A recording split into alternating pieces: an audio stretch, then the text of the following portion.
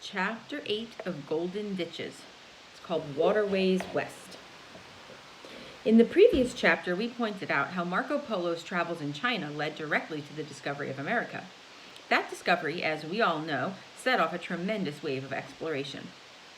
The search for a shortcut to the silks and spices of Polo's Cathay lured the bold, the daring, and the greedy across the western seas. First came the Spaniards in search for gold and glory. They conquered and plundered the Aztec and Inca civilizations of Mexico and Peru and swept across the southern section of the North American continent. At St. Augustine, Florida in 1565, they founded the first permanent European settlement in the New World.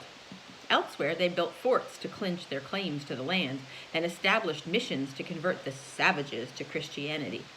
But all of their works were mainly for personal glory or the enrichment of Spain. Then, early in the 17th century, the English began to arrive, first at Jamestown, Virginia, and a few years later at Plymouth, Massachusetts. These few harried souls seeking a new and freer way of life were to have a far greater impact on America's future than any other group. Immediately, they set to work clearing the land and tilling the soil. Churches and schools became a part of even the tiniest community. The butcher, baker, and blacksmith opened shops, while the miller dammed the creek to ensure a steady flow for his water wheel. So we find that in less than 20 years after landing, the Pilgrims had accomplished some things that the Spaniards had only talked about in their more than 100 years of exploration and conquest. For example, at Dedham, Massachusetts in 1639, English settlers dug a channel which shunted the water from the Charles to the Neponset rivers and provided water to power a grist mill. This was the first white man's canal in the New World. Surely its diggers could never have guessed that their simple ditch would become famous as the beginning link in a tremendously important and far-reaching system. The Dedham Canal, however, had very little competition for a long time. More than 150 years passed before a canal designed expressly for boats opened to traffic. Massachusetts again holds the honor of being the first in the field. At South Hadley Falls, a channel was opened that carried small boats for 2 miles around a waterfall on the Connecticut River. This canal, completed shortly after the Revolution, was followed quickly by several others. It seems safe to say that this passage really ushered in the age of canals in the United States. Cut free at last from its ties with the mother country, our new and bustling nation turned its eyes and its hopes toward the west. Like the Mongol hordes who hammered southward over China's Great Wall, American adventurers now clambered westward over the rocky Appalachian Barrier. Wave after wave of immigrants paddled up the rivers as far as possible, shouldered their few belongings, and hiked off into the sunset.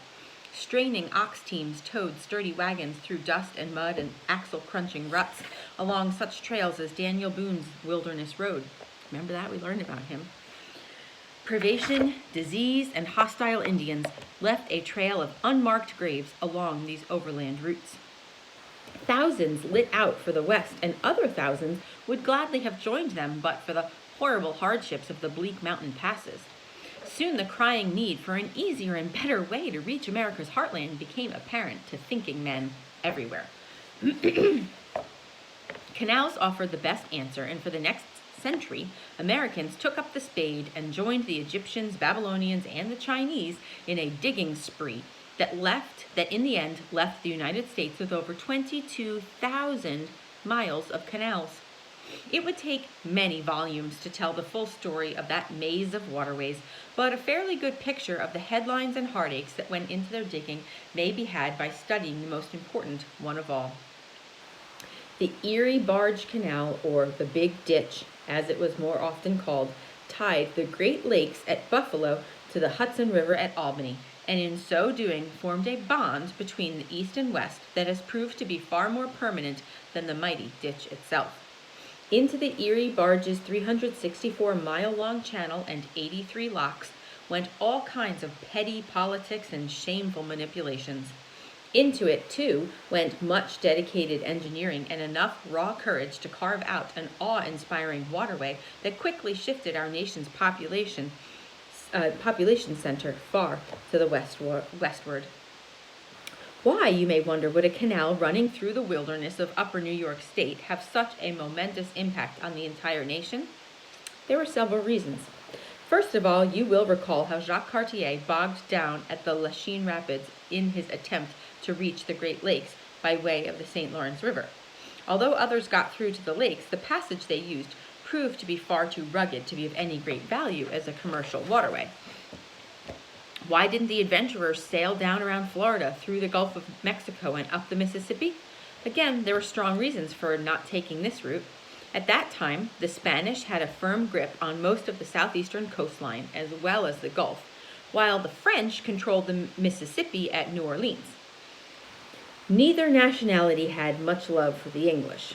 Furthermore, the boat trip from New England to New Orleans was a horribly long and tedious one, to say nothing of the hardships that faced the traveler on his way up the Mississippi. Boone's Wilderness Road, the Mohawk Trail, and the National Road offered the best hope for the swarming immigrants, but proved far too rugged for all but the most hardy. Little wonder, then, that a broad ditch connecting the Great Lakes and the eastern seaboard fired the imagination of a growing nation. Nor was that dream the fantasy of any one class. It had prodded the midnight minds of such men as Washington, Jefferson, and Franklin.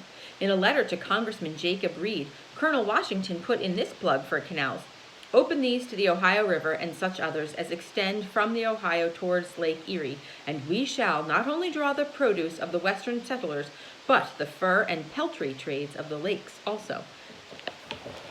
He then went on to predict that the suggested network of canals would, quote, "bind these people to a chain which can never be broken," end quote.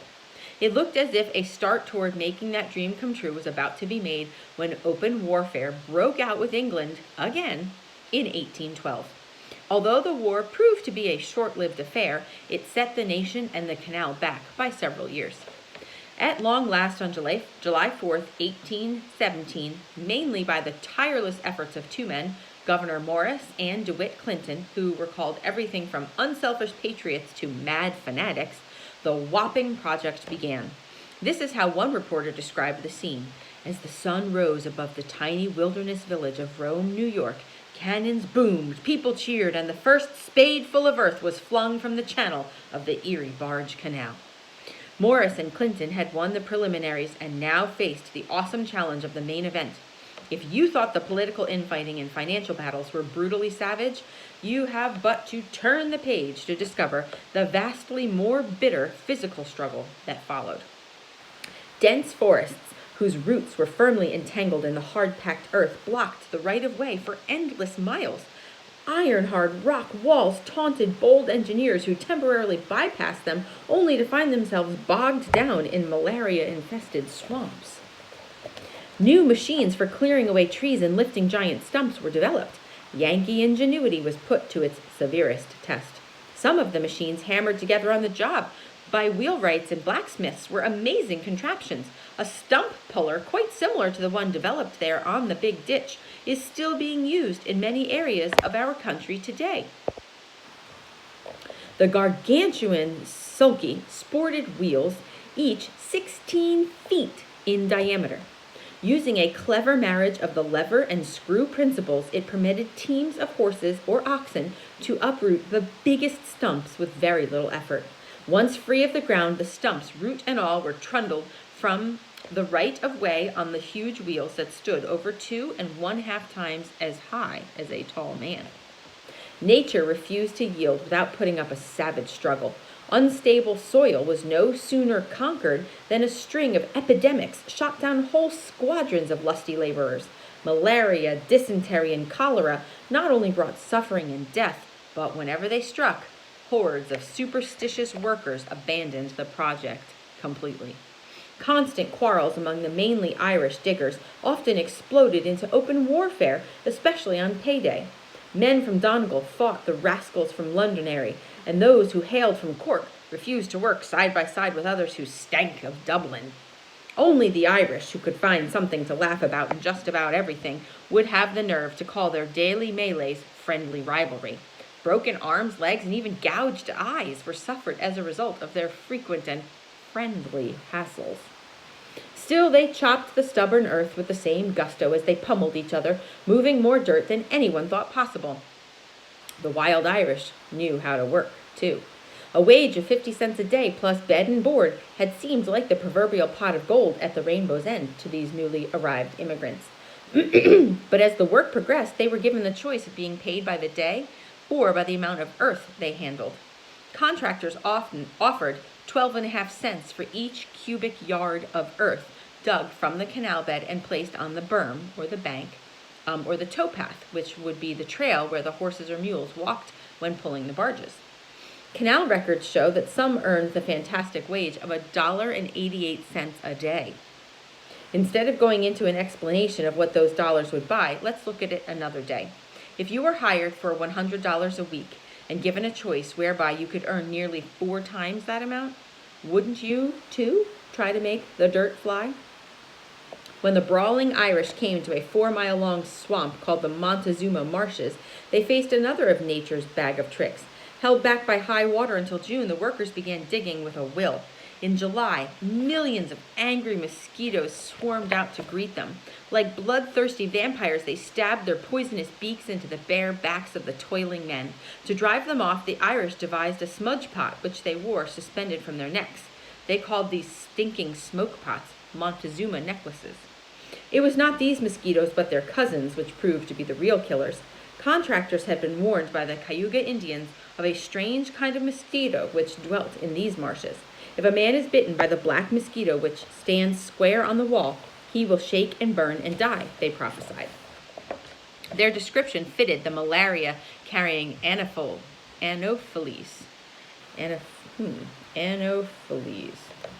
And within a month, the predicted shakes came, followed by raging fevers, and the smell of death rose above the slimy marshes. Even those not actually sick were rendered near helpless by fear. Work came to a halt, and Clinton's enemies began to call the Big Ditch a complete bust. But they failed to reckon with Clinton and his firm supporters. His die-hard contractors decided to hack the canal through the marshes in winter when the mosquitoes lay dormant. Their plan worked, and after that, not even a solid rock wall could hold back the Erie barge. Like a group of savage braves on the warpath, the now confident and experienced mechanics tackled obstacles that had once seemed unconquerable. At Little Falls, for example, they smashed through a solid rock wall in 3 months that an experienced engineer, William Weston, had predicted would take 3 years. On October 26, 1825, in a ceremony the likes of which the nation had never before seen, the Erie barge was formally opened. It was a colorful pageant in which even the horses were dressed in gay-colored plumes. Bearing Governor Clinton and his party, the Seneca chief floated along a waterway that was destined to change the nation and the world. On arriving in New York Harbor, a ceremony called the Wedding of the Waters was performed. Kegs of water from Lake Erie, along with bottles from 14 world-famous rivers, were spilled into the brine of the Atlantic. The Erie barge began immediately to chalk up an astounding record of success. Soon, even the most rabid opponents of the Big Ditch were remembering the prophetic remarks that Gouverneur Morris made long before the first spadeful of earth had been turned. These were his words, quote, "The proudest empire of Europe is but a bubble compared to what America will be, must be, in the course of 2 centuries, perhaps of 1, end quote. And I am forced to say, low bridge, everybody down. Low bridge, for we're coming to a town. Just so you can get that stuck in your head today, too. The Erie Canal Song.